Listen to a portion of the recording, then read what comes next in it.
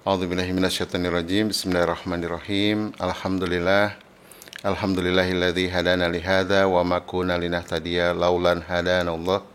Asyhadu an la ilaha illallah wahdahu la syarikalah wa asyhadu anna Muhammadan abduhu wa rasuluh. Allahumma shalli wa sallim ala sayidina Muhammadin wa ala alihi washabihi wa wala. Hadirin Bapak Ibu sekalian, Ustaz Ustadzah, para guru-guru yang saya muliakan, huyikum jami'an bitatil Islam. Assalamualaikum warahmatullahi wabarakatuh. Alhamdulillah. Ya, tadi saya sudah dengar percakapan para bunda-bunda gitu ya, dan insya Allah hari ini saya akan sesuai dengan ini ya, amanah yang diberikan saya, akan saya jelaskan tentang konsep fitrah. Ya, fitrah ini kan kalau kita dengar kata fitrah biasanya ayah bunda ingatnya apa nih? Kalau nggak zakat fitrah, Idul Fitri ya. Saya juga dulu begitu. Begitu saya mendalami konsep fitrah, ternyata subhanallah gitu ya, di balik konsep fitrah dalam Islam ini ternyata ada begitu banyak makna gitu ya, dan saya merasa bodoh gitu ya, ternyata ada gunung besar di hadapan kita itu yang harusnya kita gali gitu ya dalam pendidikan anak-anak kita. Ternyata kita lengah gitu ya, tidak menggali. Sebenarnya para ulama dulu sudah begitu dalam menggali konsep fitrah ini dari tahun berapa ya, dari sejak saya sebelum menikah itu ya, saya selalu mencari konsep pendidikan yang sejati, yang benar gitu ya. Saya mendalami ilmu Khaldun gitu ya, dan seterusnya. Sampai kemudian saya temukan konsep fitrah ini sekitar tahun 2010 gitu ya. Sebenarnya saya mencari konsep pendidikan sejati yang terkait dengan peradaban. Nah, ternyata belakangan saya temukan bahwa tidak mungkin orang membuat sebuah sistem pendidikan ya kalau itu tidak berangkat dari konsep manusia. Gitu kan? Konsep human nature. Nah, konsep human nature dalam Islam disebut dengan fitrah gitu ya, dan kita seringkali salah kaprah nih gitu ya. Banyak orang mengatakan fitrah itu suci, ya, suci itu bersih, bersih itu kosong, kosong itu anak itu bisa dicoret-coret jadi apapun gitu kan ya. Ini cara berpikir yang sebenarnya bukan dari Islam, dan cara berpikir nanti menentukan cara bertindak gitu kan. Kalau kita menganggap anak kita kertas kosong, maka apa yang kita lakukan ya, kita akhirnya ngisi anak banyak-banyak gitu kan ya, jadi tergesa, jadi nggak rileks gitu kan, jadi apa ya, lebay gitu. Biasanya kalau yang lebay ibu-ibu ya, kalau ayahnya alay, biasanya ayahnya abai gitu ya. Kalau ibunya lebay, ayahnya abai, anaknya alay nanti gitu katanya. Nah, jadi kalau ayah ini cuek kan ya, cuek gitu ya, ngurusin kerjaan aja gitu ya, diajak parenting nggak mau gitu, ayah begitu ya umumnya ya. Mudah-mudahan di sekolah ini nggak ada. Nah, kalau ibunya tuh biasanya cemasan gitu ya, panikan gitu ya, banding-bandingin anak gitu ya dengan tetangga dan seterusnya. Nah, ini kemudian jadi toxic namanya ya. Kalau sekarang disebut dengan toxic parent, ya orang tua beracun gitu ya. Karena memang fitrah anak ini sebenarnya lurus ya, bersih dia. Yang nanti yang ngacak-ngacak fitrah ini sebenarnya fitrah ayah bundanya gitu ya. Fitrah ayah bundanya yang sudah menyimpang akhirnya jadi menularkan penyimpangan pada fitrah anak-anaknya gitu ya. Kalau fitrah anak kan lurus adanya gitu ya. Maka nanti kita akan bahas, para ulama mengatakan fitrah itu adalah innately predisposed to know God and to do good and to accept the true knowledge. Bahasa Inggrisnya begitu. Jadi fitrah itu adalah sesuatu yang sudah Allah install berupa kebaikan dalam jiwa manusia. Pertama untuk ma'rifatullah, mengenal Allah. Ya, jadi untuk urusan mengenal Allah tuh Allah sudah sudah install itu di alam ruh itu. Ya, ma'rifatullah ini kita akan bahas. Yang kedua adalah to do good, untuk berakhlak mulia. Nah, jadi fitrah itu sebenarnya internal guidance dalam jiwa manusia untuk berakhlak mulia. Jadi kalau sekarang orang bicara pendidikan karakter, pendidikan akhlak ya, maka harus berangkat dari fitrah. Ya, kalau di barat itu pendidikan karakter bukan dari fitrah, tapi dari perilaku kan. Ya, bagaimana mengubah perilaku anak supaya anak berubah dengan hukuman gitu ya, dengan hadiah gitu ya, dengan overstimulus gitu ya. Itu sebenarnya bukan konsep Islam gitu ya, karena itu konsep yang berangkat dari John Locke, bahwa anak itu kertas kosong maka harus diisi banyak-banyak gitu ya. Karena Allah kirim manusia itu nggak bawa apa-apa, karena dia nggak percaya Tuhan kan ya. Karena menolak Tuhan maka menolak jiwa. Karena menolak jiwa maka menganggap anak itu kosong. Nah, ini kan pola pikir sekularisme nanti berdampak pada cara mendidik ya. Jadi kalau hari ini ada sekolah atau ada lembaga atau orang tua yang mendidik anak dengan cara-cara eksternal motif gitu, itu bukan dari Islam. Gitu ya. Akhlak itu dalam Islam itu adalah kondisi jiwa. Kalau jiwanya baik, maka baiklah akhlaknya. Maka nanti kita akan bahas, ada namanya tahdzibul adab, ada namanya tazkiyatun nafs gitu ya. Dan nafs ini dalamnya ada komponen fitrah. Nanti insya Allah kita akan bahas. Jadi yang ketiga fitrah adalah apa? To accept the true knowledge. Jadi fitrah itu sudah Allah install kemampuan menerima ilmu yang benar, gitu ya. Maka anak-anak itu sejak kecil sudah diinstal tuh kejujuran, keadilan, gitu ya, kebenaran. Jadi anak-anak kan nggak suka bohong ya. Yang ngajarin bohong siapa? Orang tua kan ya. gitu kan, anak-anak itu semuanya jujur. Nah, akhirnya apa? Karena banyak orang tua hari ini yang nggak paham konsep fitrah, ya termasuk fitrah dirinya, fitrah anak-anaknya, kemudian muncullah berbagai macam penyimpangan fitrah, gitu ya. Seperti kata Rasulullah, ya pesan beliau mengatakan, kulu maludin yuladu alal fitrah. Setiap anak dalam keadaan fitrah, orang tuanya lah yang mengubah-ngubahnya, ngacak-ngacak gitu ya, yuwahidanihi, awinasaronihi, awiyumajisani. Ya, jadi menyimpang akidahnya gitu ya. Dan tapi Rasulullah tidak menyebut ayus salimani menjadi muslim. Kenapa? Karena begitu lahir anak-anak kita adalah muslim, gitu ya. Mereka anak-anak yang sangat tulus, sangat ikhlas, gitu ya. Coba perhatikan baik-baik deh. Hari ini orang tua mengeluh ya, anaknya susah bangun sholat subuh. Sepakat nggak? Ya, padahal setiap anak waktu kecil, waktu bayi, coba perhatikan ya. Siapa yang punya bayi, semua bayi suka bangun subuh kan? Ya nggak? Jam 2 bangun, jam 3 bangun, sepakat ya? Yang nyuruh tidur lagi siapa? Ayah ibunya, gitu ya. Tidur ya anak masih gelap. Ya akhirnya anak-anak ketika besar susah bangun subuh. Sepakat ya? Hari ini orang tua mengeluh anaknya suka jajan. Ya, ke warung, ya, makan makanan junk food. Padahal perhatikan baik-baik. Semua anak waktu kecil suka makanan yang alami kan? Ya, pisang, buahan, tidak terlalu manis, tidak terlalu asin, gitu kan? Yang ngajarin makanan-makanan bungkus-bungkus itu siapa? Kita kan? Ya enggak? Makanan pengawet-pengawet tuh ada kata para pakar makanan tuh ada 10P. Pengawet, pewarna, apalagi tuh. Ya, dan seterusnya ada 10P apa lebih tuh ya. Nah, itu yang sekarang kita ajarkan. Akhirnya kita mengeluh, kenapa anak kita sekarang rentan, gampang sakit, gampang kena virus gitu ya. Ya pola makannya buruk. Sepakat nggak? Ya, gitu ya. Jadi orang tualah yang merubahnya. Sekarang orang tua mengeluh anaknya mager atau mager, malas gerak. Coba perhatikan baik-baik ya. Semua anak waktu kecil suka gerak. Sepakat nggak? Ya, yang ngasih HP siapa? Kita, gitu ya. Yang mati gaya siapa? Kita. Ya kan? Anak-anak kan senangnya bergerak. Gitu ya, misalnya anak disuruh diam gitu ya, anak itu nggak bisa disuruh diam, tapi disalurkan ya sensomotoriknya gitu kan.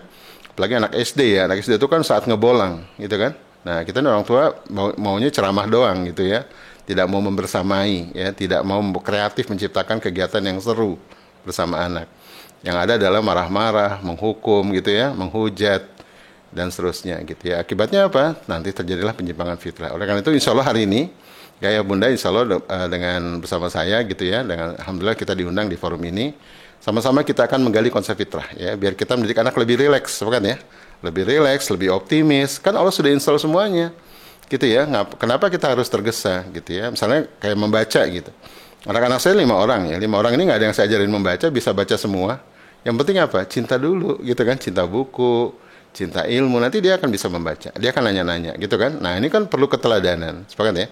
Perlu suasana kesalihan di rumah. Nanti fitrah itu ditumbuhkan salah satunya dengan cara itu. Keteladanan, atmosfer kesalihan, ide-ide menantang, inspirasi hebat, ya, kedekatan, pelukan, ruang yang luas untuk berkreasi, maaf yang luas, gitu ya. Nanti kita akan bahas metode-metodenya, tergantung aspek fitrah. Karena ini kita kan sering bingung ya, ikut seminar parenting kemana-mana, ikut workshop parenting, kadang-kadang kita bingung sendiri kan. Ada pakar bilang begini, anak itu jangan dipaksa, kalau dipaksa nanti liar ya. Anak itu jangan dibiarkan, tapi dipaksa, kalau dibiarkan nanti liar. Sepakat nggak? Sepakat nggak? Nah seringkali para pakar ketika nyebut anak nggak nyebut usia gitu kan, gitu kan. Nah kalau anak usia dini dipaksa apa? Patah dia. Anak SD juga kan, anak SD harusnya dikasih disalurkan gitu ya, dengan napak tilas ya, naik gunung, tadabur alam, nanti kita akan bahas ya. Gitu. Ada lagi pakar mengatakan anak jangan dikasih contoh, belum tentu meniru. Anak itu harus diajak dialog. Kita bingung lagi kan. Gitu. Mana yang benar nih? Gitu kan. Nah, tergantung fitrah yang mana. Maka penting nanti ada 8 fitrah yang masing-masing itu berbeda pendekatannya. Gitu ya. Kalau dialog itu untuk fitrah, seksualitas dan cinta itu dialog gitu ya. Tapi kalau untuk iman ya keteladanan, nggak bisa enggak gitu ya. Karena iman itu butuh uswah ya, butuh qudwah gitu. Salah ya. Jadi mudah-mudahan ayah bunda hari ini kita akan bahas karena Allah sebenarnya sudah install fitrah dalam diri kita, gitu ya, sebagai ayah bunda.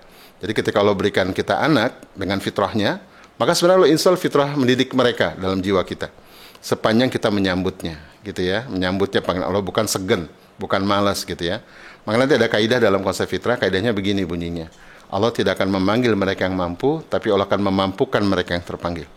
Ya, sebagaimana Luqmanul Hakim kan, Luqmanul Hakim itu bukan nabi, bukan rasul. Ya, maka tapi namanya diabadikan di surat Luqman kan di Al-Qur'an. Kenapa? Karena didik anaknya keren banget, gitu ya, sampai diabadikan namanya dalam Al-Qur'an. Nabi bukan apa ya, parenting nabawiyah nggak masuk dia karena dia bukan nabi kan. Tapi keren didik anaknya, gitu ya. Kenapa? Nah, ada syaratnya tuh. di surat Luqman ayat 12. Ini syaratnya, ini kunci sebenarnya, kunci pendidikan fitrah. Walaqad ataina Luqmanal hikmata. Dan sungguh-sungguh kami berikan Luqman itu hikmah yang banyak. Itu katanya laqad ya. Laqadnya la taukid, qadnya qad taukid, artinya sungguh-sungguh 2 kali itu. Kalau di matematika, saya sarjana matematika, itu namanya be implication. If only if ya. Jadi nggak mungkin selain itu gitu ya. Jadi Allah akan berikan itu kalau hanya itu gitu ya. Nah, Allah akan curahkan hikmah yang banyak pada Luqman. Kenapa? Anishkurlillah. Jadi syarat mendidik apa? Anishkurlillah gitu ya. Jadi kalau hari ini kita mati gaya, bingung gitu ya, itu barangkali kita nggak mensyukuri anak kita gitu ya. Barangkali kita nggak menyambut dia gitu ya. Barangkali kita nggak, anak kita beban bukan karunia. Nah, akhirnya jadi beban beneran. Ya, kata Allah dalam hadits qudsi, Allah menurut persangkaan hambaku kepadaku. Kalau hambaku menyangka aku buruk, maka buruklah kehidupannya. Gitu ya. Nauzubillahi min dzalik. Mudah-mudahan kita termasuk orang yang berhusnuzon kepada Allah. Ketika Allah berikan kita satu anak, maka Allah sudah install kebaikan-kebaikan dalam diri kita untuk mendidiknya. Ya, karena kita orang tua yang versi terbaik bagi anak kita, bukan orang lain. Sepakat nggak? Ya kan? Kita orang tua versi terbaik untuk anak kita, maka dititipkanlah dia kepada kita. Ya, oleh Allah Subhanahu wa taala. Allah paling tahu orang yang tepat untuk mengurus amanahnya, gitu kan? Ya, maka kita diberikan anak. Jadi anak itu bukan kebetulan. Siapa yang merasa anak kebetulan, angkat tangan. Gitu ya. Oh dulu Ustaz KB tapi gagal gitu ya. Itu mungkin kita nggak merencanakan kelahirannya, tapi Allah tidak pernah tidak merencanakan kelahiran seorang anak. Sepakat? Siapa yang merasa pernikahannya kebetulan, angkat tangan. Ya, dulu dijodohin, dulu diajak Ustadz nikah misalnya gitu dan seterusnya gitu ya. Nah, mungkin kita nggak merencanakan pernikahan kita, tapi Allah tidak mungkin tidak merencanakan sebuah pernikahan. Sepakat? Ketika sebuah pernikahan terjadi, maka ada maksud besar Allah di balik itu semua, termasuk hadirnya anak-anak dalam rumah tangga kita. Sepakat ya? Maka mari kita sambut itu. Ya, kalau kita menyambutnya, maka Allah akan memberikan hikmah yang banyak. Gitu kan? Walaqad atana Luqmanal hikmata anishkurillah. Gitu ya, teman-teman. Kita mulai bahas materi ya. Insyaallah izin saya untuk share materinya. Ini saya berikan judul ya, materi ini biar sama dengan sekolah juga yang lain. Judul materinya adalah Fitrah Paripurna, menyongsong peran peradaban Ananda. Jadi fitrah itu adalah benih, ayah bunda. Maka gambarnya pohon kan ya. Fitrah itu benih. Jadi kita diberikan benih oleh Allah nih, ya tanam nih benih ini, gitu ya. Maka tugas kita adalah merawatnya. Jadi kita nih tukang kebun, bukan tukang kayu ya, bukan carpenter tapi gardener. Ya, maka gardener gimana sih? Kan nggak boleh obsesi kan ya, nggak boleh tergesa. Ya semua ada waktunya. Ya, maka nanti penting dalam pendidikan berbasis fitrah memahami tahapan-tahapan pendidikan, tahapan-tahapan usia, ya biar kita nggak lebay dan nggak lalai gitu ya, karena segala sesuatu akan indah pada saatnya, gitu ya, agar sepanjang kita tahu tahapannya, gitu ya, maka Allah berikan benih itu kepada kita dan kita merawatnya dengan sebaiknya sehingga menjadi pohon yang baik, gitu ya. Maka Ibnu Khaldun menyebutnya pendidikan itu mengantarkan anak dari fitrahnya kepada peran peradaban terbaik, ya, Darul Hadoriyah. Jadi bukan nganterin dia jadi remaja, nganterin jadi sarjana, nganterin jadi PNS, ASN, bukan. Itu efek-efek saja. Tapi kita mengantarkan dia kepada Dauril Hadoriyah, peran peradaban terbaik. Karena cerita tentang manusia di bumi adalah bagaimana membangun peradaban. Ya, Hadoriyah, tamadun. Gitu ya, maka anak-anak kita harus memimpin peradaban ini dengan peran-perannya. Bukan jadi kuli peradaban, gitu ya. Apalagi kuli kebiadaban, gitu ya. Apalagi budak-budak kebiadaban dan nauzubillah. Ya, maka kalau setiap rumah tangga seperti itu ya, cara pandang tentang pendidikan, maka dahsyatlah peradaban ini. Sepakat ya? Tapi kalau semua orang tua berpikir cuma anaknya biar sekolah tinggi, lalu menikah, lalu kerja tempat basah, lalu tinggal di perumahan mewah, lalu mati husnul khotimah gitu ya. Itu nggak akan terjadi ya, peradaban mulia. Tapi kalau kita memiliki pandangan bahwa anak-anak kita adalah para pahlawan peradaban, ya, para aktor peradaban yang membuat terobosan-terobosan bagi keperbaikan umat, gitu ya. Maka dalam jangka panjang tegaklah sebuah peradaban yang mulia. Sepakat ya? Dan kita berharap itu dari rumah-rumah kita lahir. Oke, ayah bunda yang saya muliakan, ini ada 3 topik pada pagi ini. Pertama adalah konsep fitrah. Ya, fitrah itu innate goodness, ya, bawaan yang baik, bukan innate sins. Islam tidak mengenal innate sins, ya, dosa bawaan, gitu ya. Yang kedua adalah raise your child, raise yourself. Ya. Jadi mari kita tumbuhkan fitrah anak kita, nanti fitrah kita juga menguat. Ya, jadi ini pengalaman saya pribadi, juga pengalaman dengan banyak teman. Jadi sambut saja. Jadi berpikir, saya ini kalau didik fitrah saya belum sempurna nih. Ya enggak, justru dengan didik anak itu kita jadi membaik. Misalnya contoh ya, kita pengen anak kita jatuh cinta pada Allah. Kita pengen kan? Siapa sih orang tua yang nggak pengen anaknya jatuh cinta pada Allah? Apa yang kita lakukan? Nah, kita berusaha jatuh cinta pada Allah. Sepakat nggak? ya, agar anak-anak bisa melihat ya ayah ibunya itu kan anak-anak itu kan nggak bisa dibohongin, sepakat ya, mereka orang-orang yang tulus. Kalau kita cerita tentang kisah Nabi, tentang keindahan Allah begitu ya, tapi dengan pura-pura palsu gitu ya, itu anak-anak berasa tuh, sepakat nggak? Tapi kalau kita cerita dengan giroh ya, dengan antusias, dengan hamasah ya, dengan himmah gitu ya, itu beda rasanya gitu ya. Nah, maka raise your child, self nanti kita akan bahas. Yang ketiga adalah be gardener. Jadi pendidikan berbasis fitrah ini mendorong orang tua untuk menjadi tukang kebun.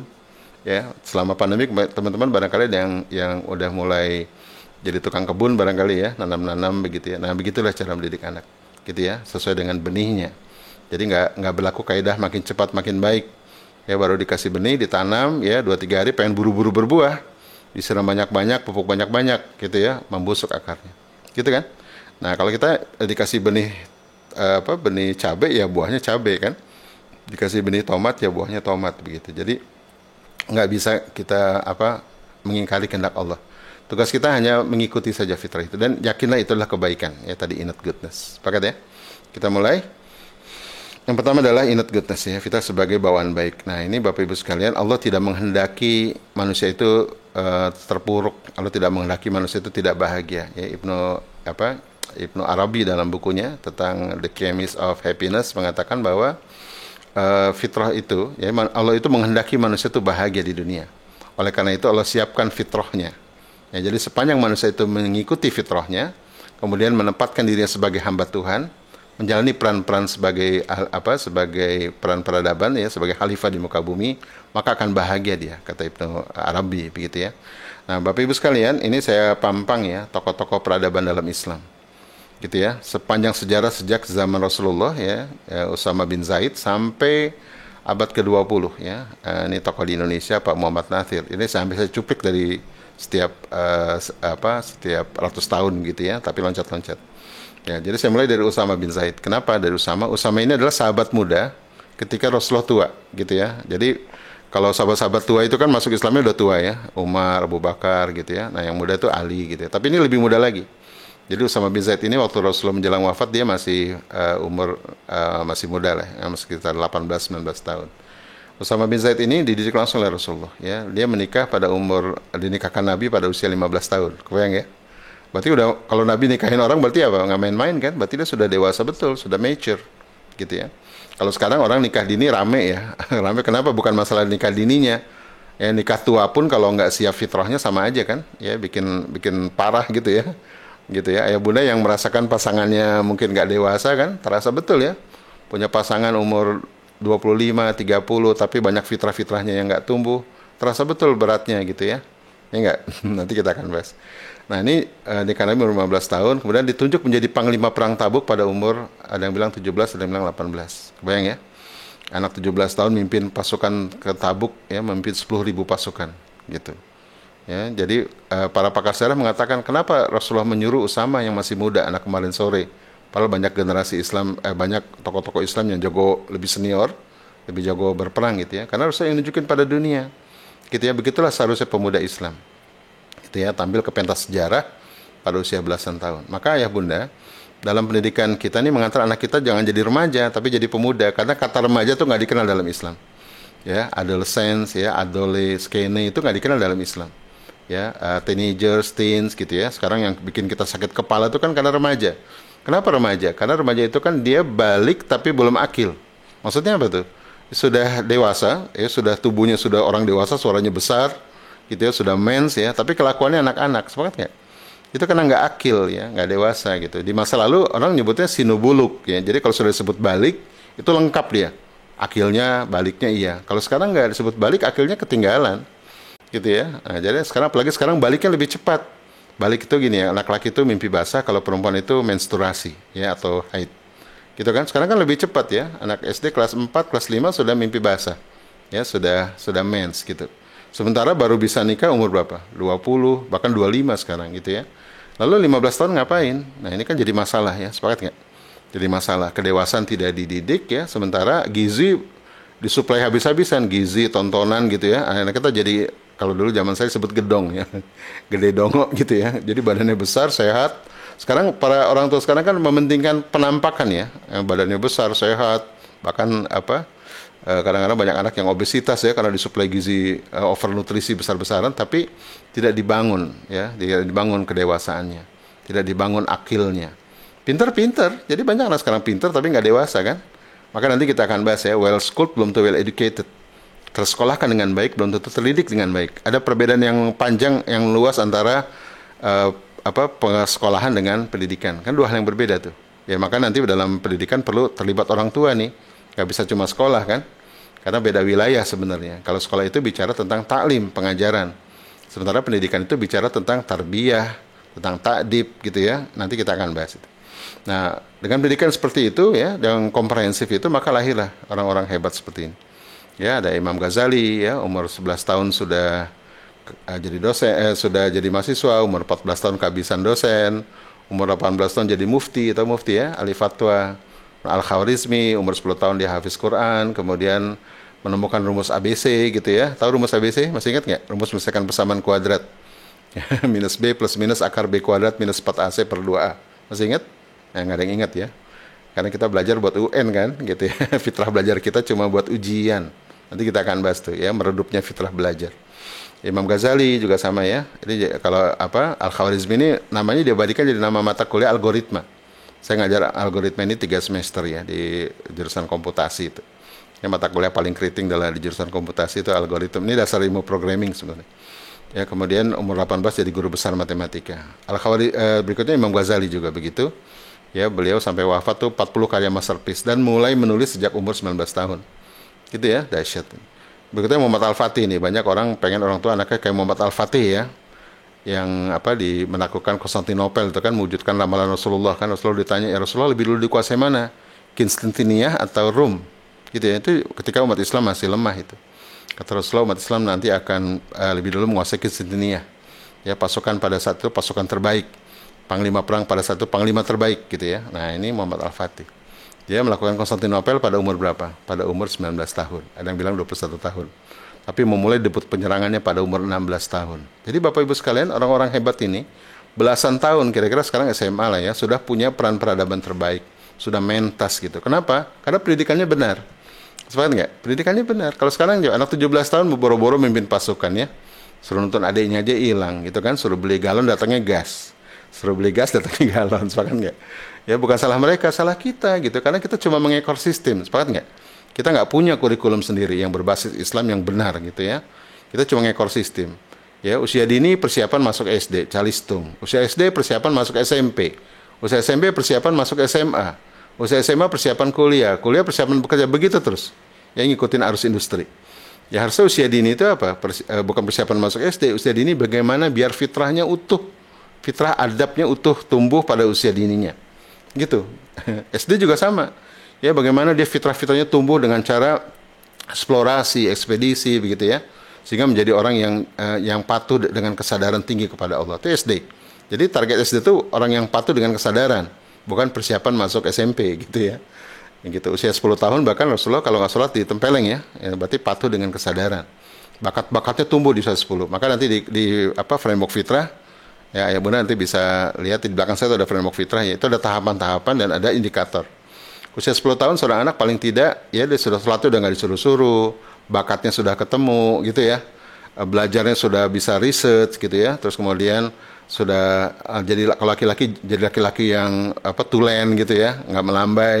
Kalau jadi cewek yang lembut, karena semua fitrah itu harus tumbuh. Nanti kita lihat ada 8 fitrah gitu ya. Tapi ini jangan langsung minder nih ya, karena ini memang harus dipelajari dengan dalam gitu ya, dan harus dipraktekkan gitu ya. Setelah ini jangan langsung disimpan materinya, tapi dipraktekkan, digunakan. Nanti saya kasih nomor WhatsApp saya, silakan konsultasi gitu ya, free gitu ya, bebas ya. Cuman memang agak slow respon karena yang nanya banyak gitu ya, satu hari bisa 20-30 yang konsultasi gitu ya, tapi pasti dijawab insya Allah gitu. Oke. Nah jadi begitulah usia SD seharusnya gitu ya, tapi kita kan nggak tumbuh nih gitu ya. Usia SMP ya, kita harusnya SMP itu apa? SMP itu persiapan untuk dewasa kan, mukallaf ya, jadi disebut sinu murahaqah. Kalau SD itu sebut sinu tamyiz.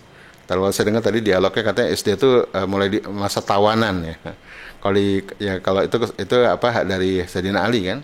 Kalau para ulama nyebutnya sinu tamyiz. Anak-anak mulai cerdas, mulai jenius, ya mulai ngebolang gitu ya. Maka dia harus dibuat jadi tadi tawanan, maksudnya jadi patuh gitu. Tapi dengan cara apa? Kesadaran, ya. Bagaimana dia menyadari bahwa kepatuhan itu penting, keteraturan itu penting, sholat itu penting, ya. Maka dengan cara apa? Dengan cara napaktilah sejarah, gitu ya. Bagaimana dia melihat ulama langsung, bagaimana kesalehan itu di depan matanya, tahun SD.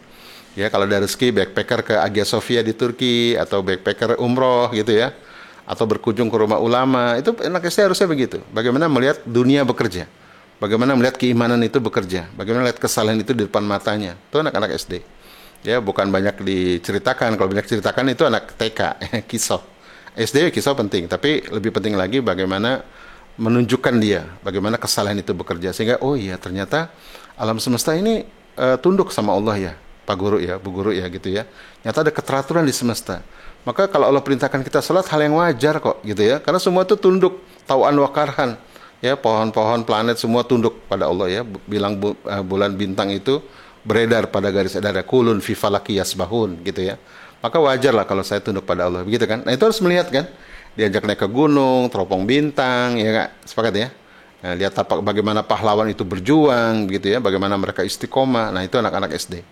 Gitu ya. Nah SMP itu, jadi SD itu bukan persiapan masuk SMP, tapi bagaimana dia menjadi orang yang patuh dengan kesadaran, ya, dengan bakat-bakat yang tumbuh, self regulation dan seterusnya. Nanti kita akan bahas tuh, ya, karena anak-anak SD ya kebanyakan.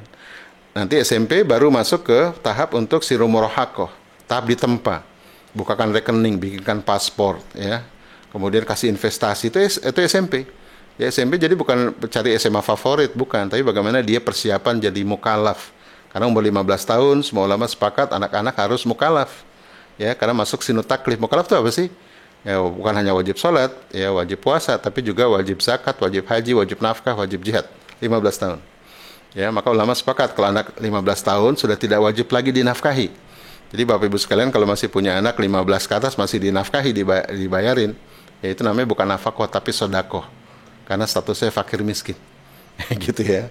Jadi silakan kalau mau melihara fakir miskin di rumah gitu ya, ya nggak usah ngapa-ngapain gitu ya, titipin aja di sekolah tanpa harus kita capek-capek bikin kurikulum. Tapi kalau kita ingin menuai senyuman ketika anak kita 15 ke atas, mari kita rancang kurikulum. Ya, kita jadikan sekolah sebagai mitra. Sepakat ya? Jangan jadikan sekolah sebagai bengkel, sebagai laundry. Karena di akhirat yang ditanya tentang fitrah, tentang adab, anak-anak kita bukan sekolah, tapi siapa? Orang tua yang ditanya. Sepakat ya? Gitu. Tapi semangat nih, jangan patah hati nanti, jangan langsung lemas gitu. Wah, saya ini tenang saja gitu ya. Allah tidak akan memanggil mereka yang mampu, tapi memampukan mereka yang terpanggil. Oke ya, gitu Bapak Ibu. Jadi agenda-agenda dakwah itu, agenda-agenda pendidikan itu berbeda dengan agenda kurikulum nasional gitu ya. Nanti usia setelah 15 ke atas tuh usia menemukan misi hidup. Ya, apa yang mau diperjuangkan di jalan Allah. Maka kita lihat ya, sepanjang sejarah para pemuda belasan tahun sudah punya peran karena memang pendidikannya ke sana arahnya. Gitu ya, ini di Jawa Tengah ada Sentot Ali Pasha ya. Ini tangan kanan Diponegoro. Jadi setelah Muhammad Al-Fatih, Ali Pasha. Sentot Ali Pasha namanya Sentot Prawira Dirja, tapi Ali Pasha itu gelar militer yang diadopsi Pangeran Diponegoro dari pasukan Janisari Turki Utsmani. Ya, ada Turkio, Bugio, ada Pasha, Ali Pasha. Nah, Ali Pasha ini gelar tertinggi militer. Ya, ketika pecah Perang Jawa 1825, ya, Sentot ini masih berusia 17 tahun. 18 tahun, masih muda ya, dan itu tangan kanan Diponegoro. Jadi dahsyat gitu. Begitulah pendidikan di masa lalu. Kemudian ada Abdullah Maududi, Hasan Albana sama nih. Hasan Albana ini sudah umur 20 tahun, sudah mendirikan Ikhwanul Muslimin ya dengan member 20.000 orang, kebayang nggak? Anak muda umur 20 tahun bikin ormas dengan member 20.000 orang. Ini bukan follower di Instagram ya atau subscriber di YouTube, tapi betul-betul member, betul-betul follower yang asli real gitu ya. Nah, kemudian Pak Nathir almarhum ya, beliau dapat beasiswa ditolak ya karena dia lebih berpikir ilmu bukan berpikir gelar gitu kan. Dia dapat beasiswa, akhirnya dia masuk sekolah guru mualimin mualimat di Jogja, kemudian memulai debut politiknya pada umur 19 tahun gitu ya. Beliau sendiri sudah jadi ketua DPC Jong Islam Teman di Padang, jadi sekretaris DPC pada umur 13 tahun, menjadi ketua DPC Jong Islam Teman di Padang pada usia 14 tahun, memulai politik pada umur 19 tahun. Jadi belasan tahun semua. Ya gitu ya. Nah, yang kita harapkan generasi kita seperti ini. Gitu ya. Kenapa umat Islam hari ini terpuruk?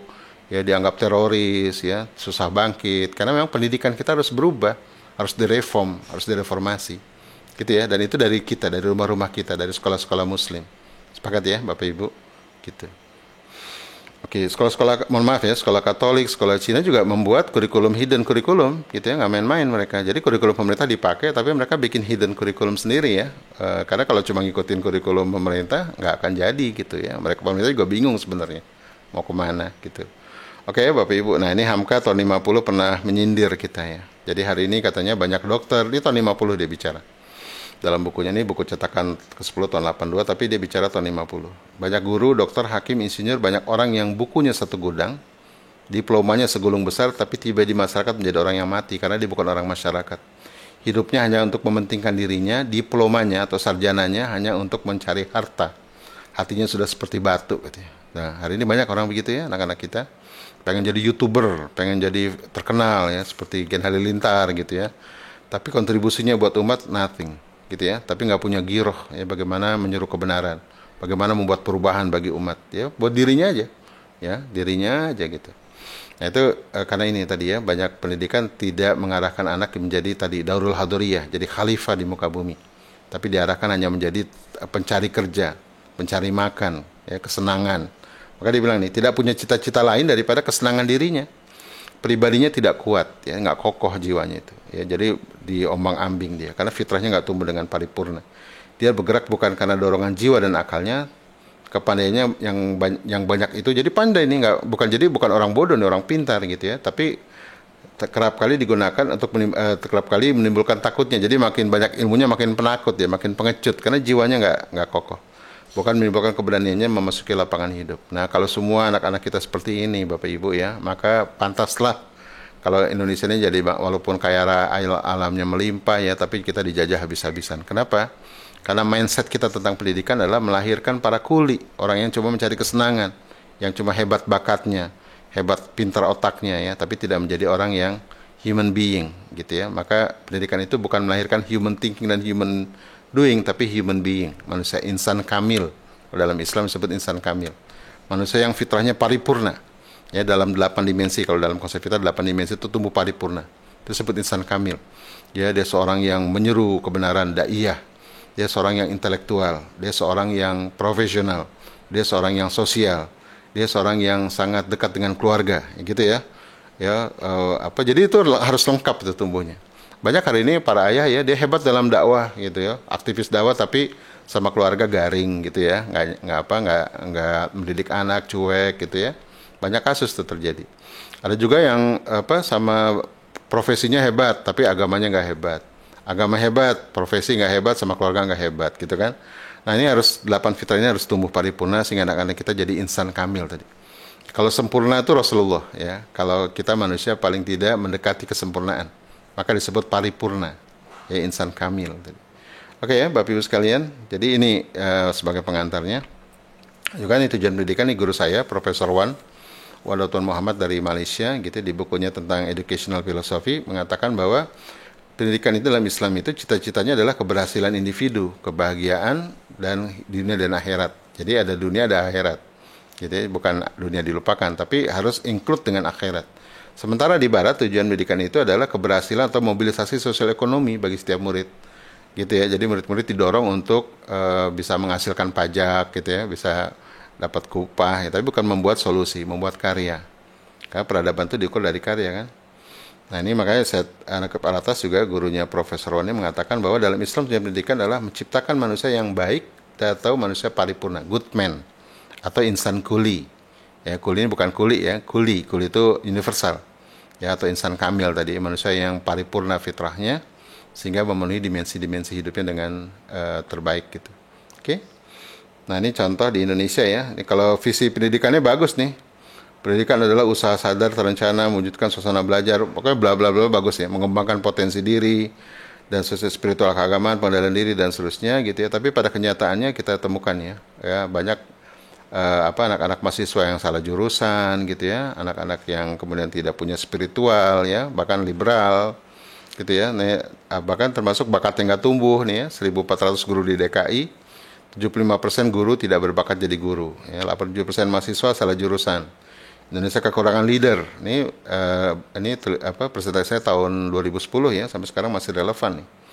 gitu ya. Hari ini kita kekurangan leader sampai 56% gitu ya, dan seterusnya. Terus program pendidikan kita lebih kepada berdaya saing gitu ya. Jadi mengalami disorientasi dan pemborosan. Jadi berpacu, ranking gitu ya, tapi tidak menghasilkan karya. Ya, karena program-program yang dijalankan membias tak keruan sehingga apa yang dikerjakan di dunia pendidikan tidak tersambung dengan permasalahan umat. Jadi bukan how to problem solve, jadi bukan mendidik anak untuk menjadi problem solver ya atau solution maker.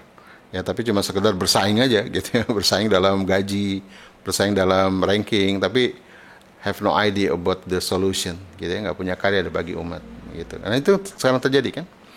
Nah, ini juga di Barat juga, bukan di Indonesia, dikeluhkan juga di Barat nih, salah satu tokohnya, Sir Ken Robinson ya, mengatakan bahwa hari ini pendidikan tidak bertumpu pada potensi gitu ya, malah bertumpu pada lebih banyak kepada kecerdasan semata ya, bukan potensi-potensi untuk berkarya gitu. Termasuk dalam pernikahan sama ya. Jadi setiap akibat yang terjadi di pernikahan itu sebenarnya dari mana sih? Akibatnya dari awalnya dari mana? Dari fitrahnya nggak tumbuh gitu ya.